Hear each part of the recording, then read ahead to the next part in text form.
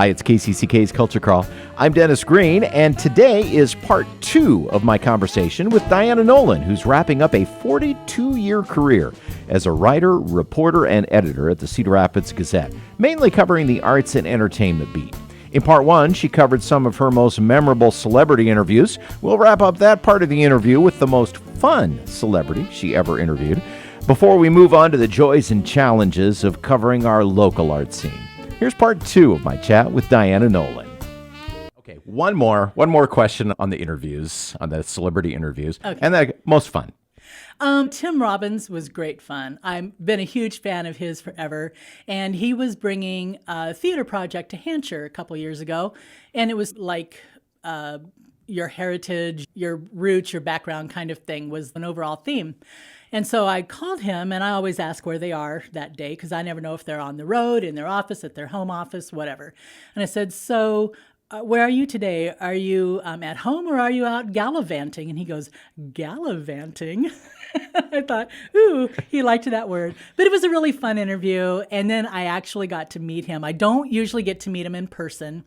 Sometimes they'll say, hey, I want to meet you. And then I try to wiggle my way backstage. But because he was traveling with the troupe and he was speaking to the audience afterwards and asking for our heritage isn't the right word, our ancestral immigrant stories. And so people were sharing those. And then I actually took a fangirl selfie with him. When people ask you, and of course that's how I started out, the fun stories, the ones that occur to people when you begin, are all the celebrities that you've talked to.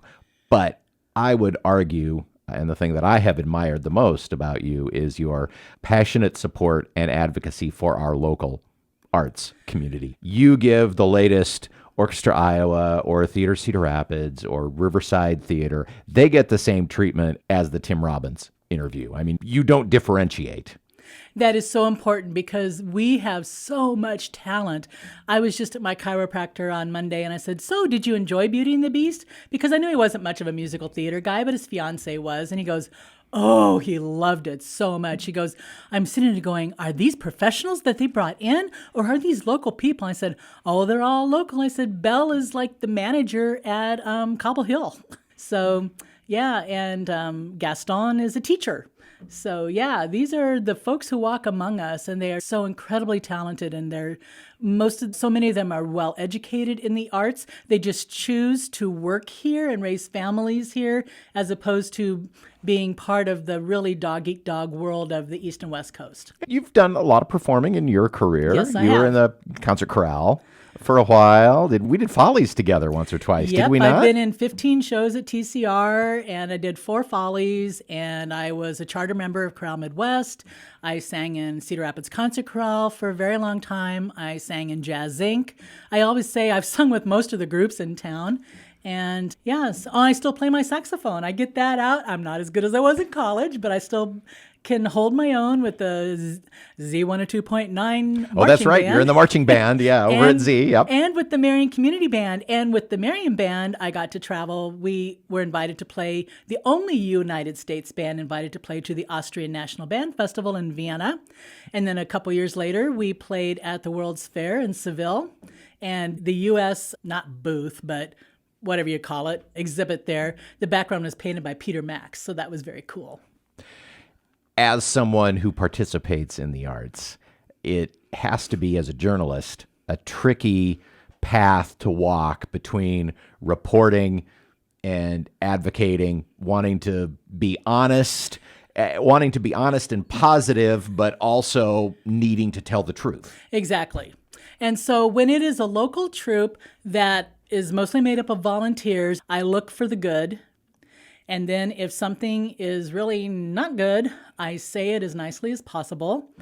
If it is a national group, the gloves come off. I felt really bad one year. A traveling show of Annie came through, and I've been in Annie 10 million thousand times. And the only one who wasn't good was Annie. And I thought, I can't crush an 11-year-old. I hope she's leaving town as soon as the show is over, because I had to say something. I just didn't have to be mean about it. And also Frank Sinatra, the more of the dark liquid he drank, the fewer lyrics he remembered. And my mom is, you don't have to say that. And I said, yes, I do. I just don't need to be mean about it. That's my credo. Thinking about all the various shows and organizations that you've spoken with locally, are there any individual things that kind of stand out? Later today, I get to talk to one of my all-time favorites, which is Tim Hankowich. The man is a quote machine, and we laugh and laugh. I said, Tim, this is going to be our last interview. Please make me laugh so I don't cry. And he's always fun. My sources are great. Chuck Swanson, I have his personal cell phone number, and whenever I needed anything, I could call him, and if he couldn't talk right then, he'll say, can I call you back in 5 minutes? And he would. Of course, he's retired now. And Andre Perry, who now is the CEO or whatever they call him, executive director at Hansher. He's very wonderful to talk to. I've spoken with him forever because of his affiliation with the Englert and the Mission Creek Festival. So I have a long history with him. Sean Ulmer and his predecessor, Terry Pitts, they were great at the Cedar Rapids Museum of Art. Adam Knight's wonderful at Riverside Theater. Of course, everybody at TCR is great. And it's so funny because I cannot perform with groups I cover. So that means I haven't been in a TCR show since I was 36 and did Starmites. And so there's this whole generation now, a couple generations, who don't even know that I used to work there and perform there. And so that makes it easier, harder, and weirder. And I remember one time there was something I criticized, and on social media they're like, who does she think she is? And I thought, that's because they don't know me. And so that's good and a little personally sad, but I have great relationship with all the folks over there. So, as a journalist, you build good relationships with your main sources. You gain their trust. That way, when you have to ask the hard questions, because news actually happens on my beat sometimes, they trust you and they're willing to talk. I'm thinking back to the flood, the derecho, the pandemic, which, just decimated our little corner of the arts world. How tough was that for you as a journalist and also as an advocate to find ways to be positive? Oh, yeah, that was really hard. The flood, there was a lot of reporting about how the groups were supporting each other. There was a whole organization whose name I'm not going to think of right now that started, and they used to do the Icky Awards. The Iowa Corridor... The Cultural Corridor Alliance. Yeah, I was a part of that. Oh, okay, yeah. So that started to say, hey, do you need pencils and paper? Do you need supplies? We're the clearinghouse for that. And so you could report the positive aspects of the fact that all of our arts venues were completely wiped out in Iowa City and in Cedar Rapids. And when people would say to me, don't you feel bad all the costumes you made at TCR are ruined? And I said, I can't be, because they were used for their intended purpose. People have lost their homes and their businesses. How can I be sad about costumes? And then I saw a great big pile of them on the sidewalk waiting to go to Mount Trashmore. And I'm like, oh, there's the Oompa Loompas. There's Joseph, the Amazing Technicolor Dreamcoat brothers. And then I was sad. But I kept telling myself, I can't be, because my house is okay. It's up on the hill. And I can still get to work, even though I had to go around all of the National Guard barricades and show my press pass so that they would let me in. And then the derecho, oh my heavens, everybody's cleaning up everything. And that was really tough. The pandemic, all the arts were shuttered. And then they started figuring out how to provide some online content. So I had that to report on. And then my assignment became, because there was no hoopla section to do, there's nothing to put in it. So my job was to find ways people are connecting and helping each other. So I worked in as much arts as I could, like talking about Jim McDonough and his noontime piano concerts. Mel Andringa, who's a marvelous performance artist, one of the founders of CSPS, and his puzzles. He takes puzzles that were all cut with the same die stamp thingy and puts them together and makes really interesting, cool pictures out of them. Like my favorite one was Big Rack Attack or something like that, where he took, what do you call those, Big Macs, and each layer, instead of a hamburger, it was a raccoon's face comparing out. So you try to find the good where you can. And we all got through it as best we could, is what it comes right down to. Yeah, pretty much. What's next? You're coming out of a very active career, and of course you're ready to rest a little bit, I'm sure, but I also know that you're a person who has a lot of energy, and I know you're just not going to sit around and catch up on your favorite streaming binges. Yeah. The holidays are such a hugely busy time, and we have really weird early deadlines. And so I will be working right up until I punch out on December 31st. And as soon as I punch out, they'll wipe my laptop clean like I didn't even exist. So that's weird. But I did buy my own laptop. Now I just have to figure out how to use it at home. So January 1, I'm sleeping in.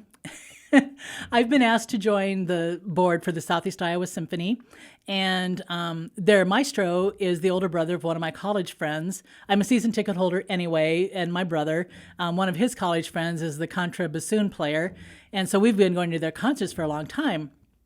And so I'm going to help with their publicity. I'm going to do some of the writing of stories that can be farmed out to the Southeast Iowa papers in the markets where they perform in Ottumwa, Mount Pleasant, and Burlington.